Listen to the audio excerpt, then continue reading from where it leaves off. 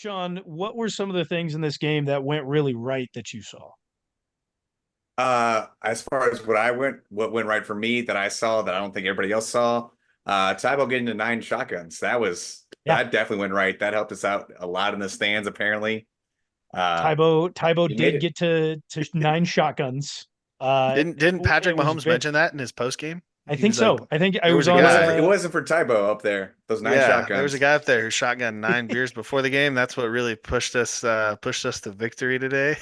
Oh man, no, we had a But good time at the honestly, tailgate. it's a secondary. It's all the secondary. That went right all day. I mean, yeah, it wasn't the best game, but they came alive whenever we really needed them to, especially Trent McDuffie and Shamari Connor.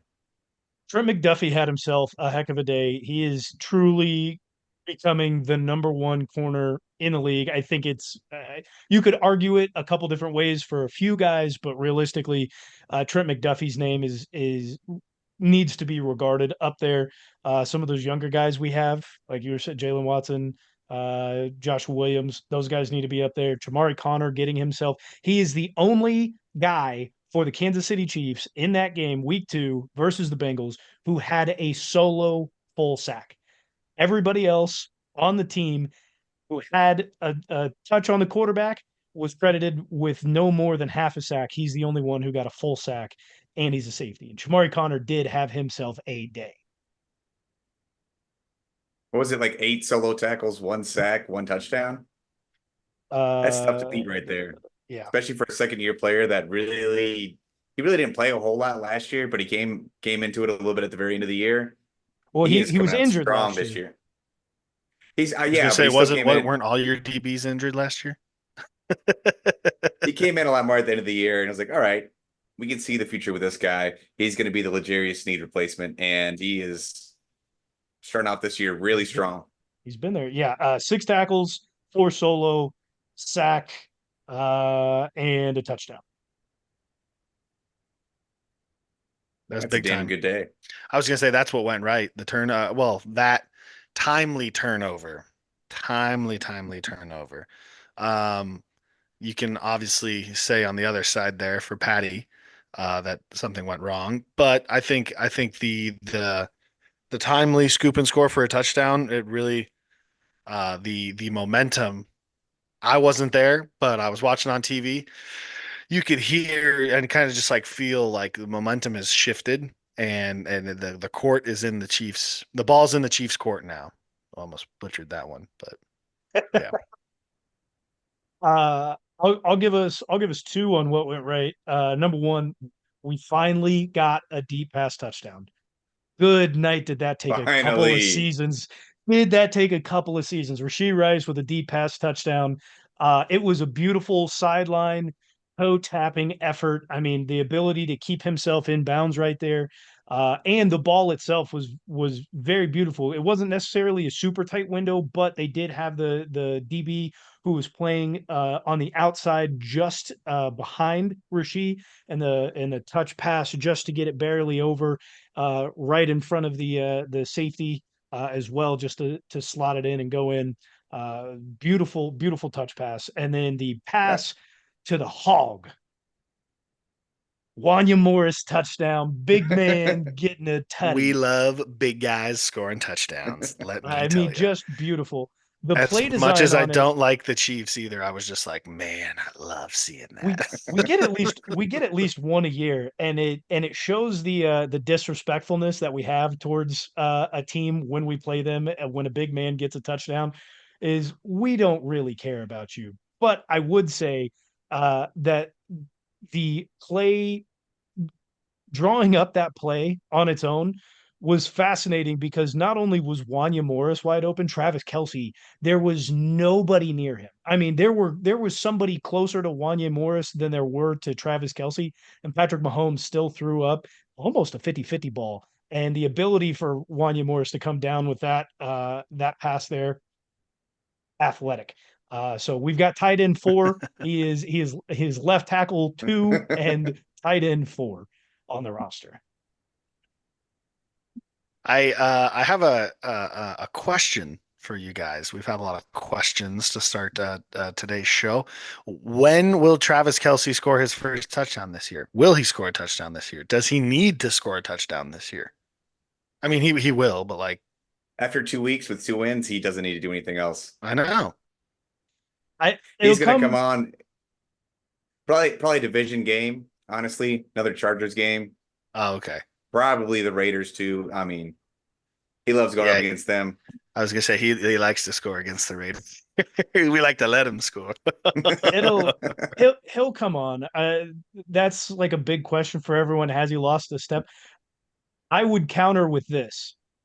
We had Hollywood Brown, who was an integral part of this team. He was there for the entirety of training camp and even practiced with Mahomes in the offseason prior to training camp.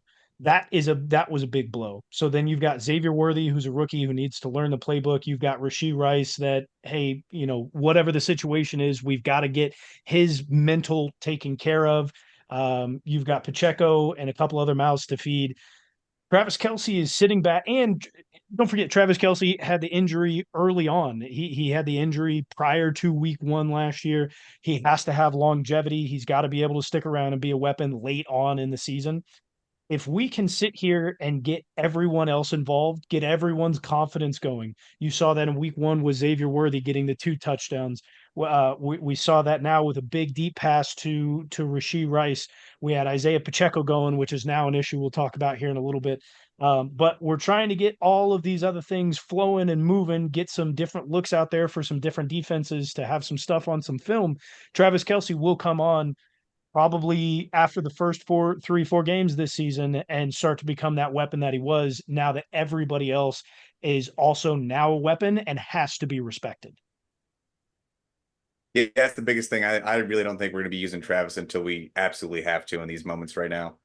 Whenever that happens, he's going to get 10 catches, 127 yards, 2 tutties. Well, I think too, like if you start using everybody else and like Ty Bob said, making them a weapon, like what are the odds some of these lesser teams you play almost, I dare I say, like forget who Travis Kelce is.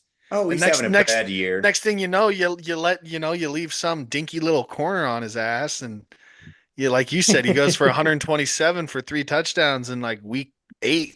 Watch out, Because Panthers. like, yeah, I was gonna say, yeah, is that your week 8 matchup? I The don't Panthers. even. It's Man, not that's gonna too be far funny off. if it is. But if there's a team that's gonna forget about who Travis Kelce is, it's the Panthers. They're bad enough. But yeah, I think they've You're just on week 8, proven. by the way. Oh, the Good call. Good call. But yeah, I do think once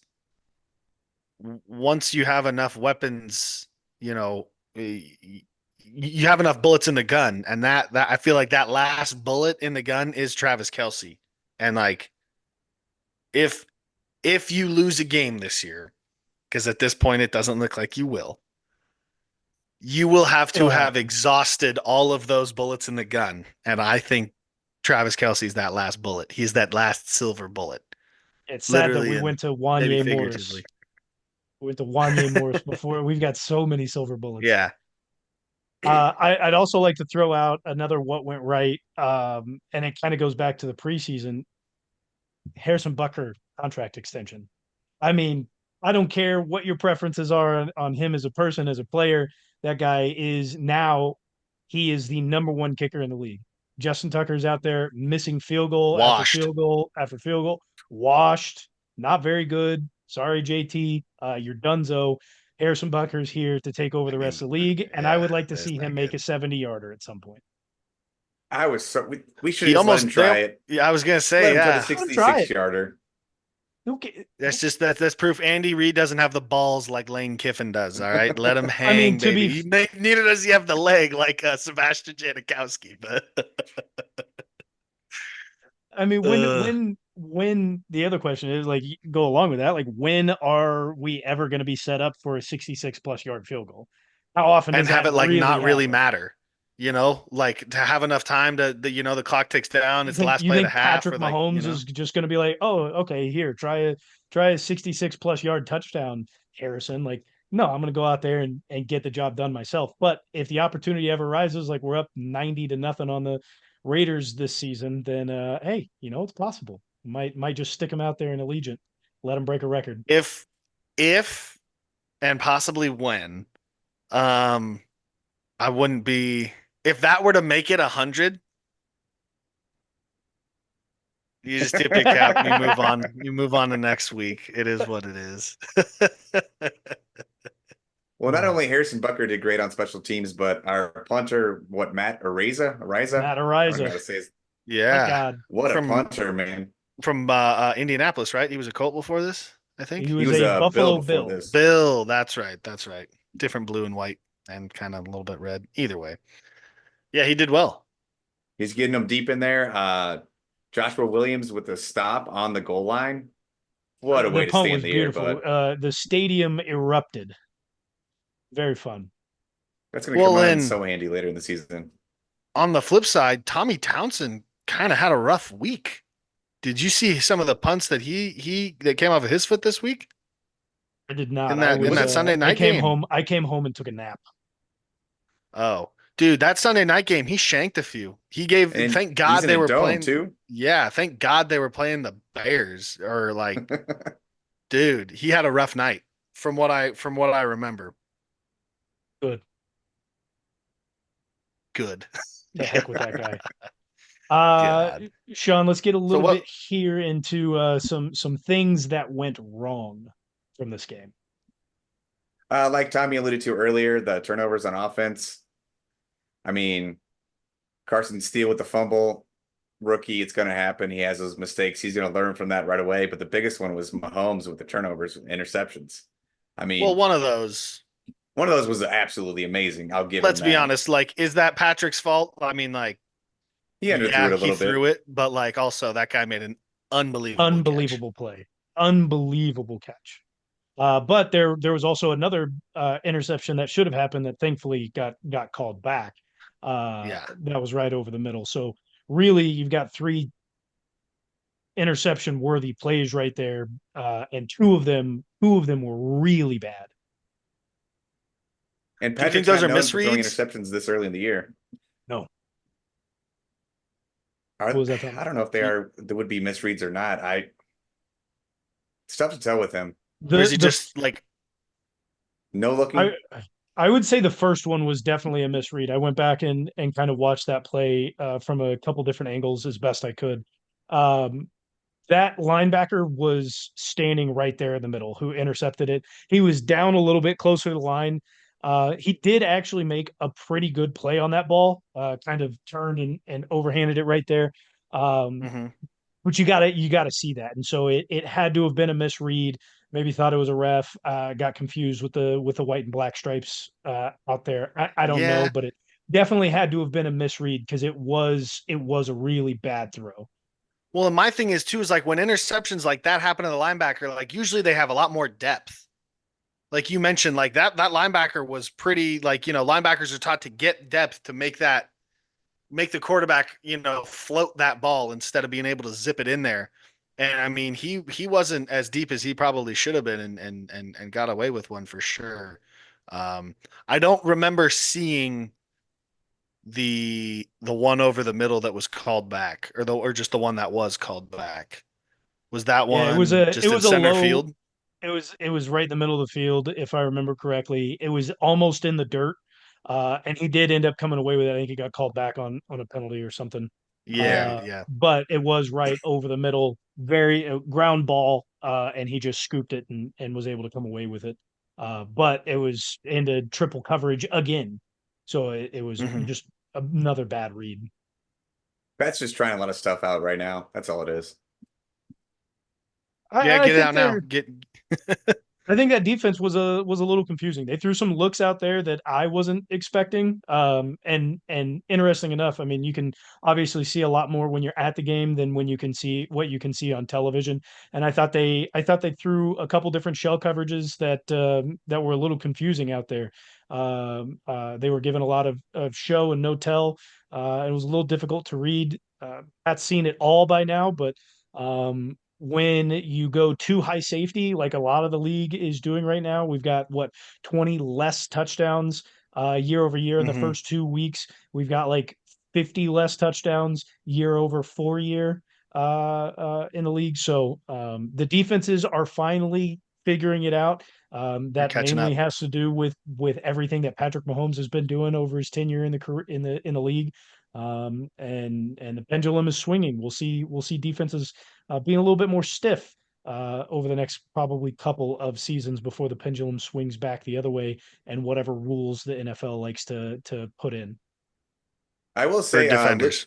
Lou Anarumo has always had a great game plan against Patrick Mahomes. He's always made it difficult for him every single time we play the Bengals. So credit to him. Great defensive coordinator. Just can't get it done this time. Well, and that's what gets me too, is like watching on TV, you don't usually get to see those deep safeties, and that just drives me insane. Um, I mean, like even yesterday on the Manning cast, Bill was talking about like, oh, there's two deep safeties, and I'm standing there like, I don't even see the safeties. That's frustrating. Um, so yeah, zoom out a little bit. NBC, CBS, Fox, Just a little. I don't ESPN. I don't need Just all zoom out a little. 22. I'd like all 22, but I'd like I to mean, just dude, see the unless there's like DBs a that are available. safety who's playing 20 yards deep or something like that, if there's like a one high safety who's like literally playing deep center field, I should be able to see most of the players. I should be able to see I should be able to see 20 guys on the field. Um, but no, I do think, and it's interesting too. I heard Patrick Mahomes in an interview, I think like last week or the week before, he was talking about, he was like, I've seen everything. Like I know what teams do for the most part, unless there's a new DC or a new head coach. Like I have a pretty good idea what they're going to run and everything. Do you think it might have been, um, and I guess this is technically goes under like a misread, but like getting a different look from a team that or not even like a different look, but a disguised look from a team that did he probably thought like, oh, this is what I'm going to get, and just ripped one, and that's not Yeah, what he ended up getting, and that leads to an interception. I think there That's was a exactly couple what it was. different He saw Travis there. He's like, I could finally get Travis Yeah. in here, get him a Uh-huh. catch. His trying to girl's force here. something. Yeah, trying to force something in, and I think the other thing is the offensive line wasn't particularly good in pass pro on Sunday. Pat was getting pressured quite a bit. Trey By who? Hendrickson, your boy, he Oh, two sacks, oh. Didn't two someone sacks. say to watch out for him in our last Chiefs show? Man, if Who only the said that? offensive line for the Kansas City Chiefs was paying attention to our podcast. Who said that? I know. Yeah. Creed, start listening, buddy. All right. No, he played fine.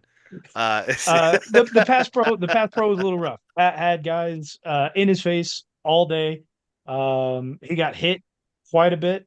And that was just disruptive. I don't think that we got the play action going that we needed to really throw off those guys and really open up some of the receivers. Because the other portion of that is while the pressure was there, the receivers weren't really out there getting open. They played a lot of not only the two high, but they doubled up a lot of those guys. And because Mhm. that front four was pretty good for them, at least in this game, that made things a whole lot more difficult. Now, good news for anybody who's playing the Bengals coming up. They did have some additional injuries to that defensive line, where those guys may be out for the rest of the season. So they have brought in some old vets that may not have that gear anymore. So if you're playing against the Bengals, have fun because that D line not so scary after they played the Chiefs. You're welcome. well, you just got to run that tempo with the old guys like that, guys who might have lost a step. Got to run that tempo. Don't let them sub. Yeah, whatever. Yeah, whatever. But yeah, you gotta run that tempo. You can't sub, and you gotta be quick, so they can't make a change.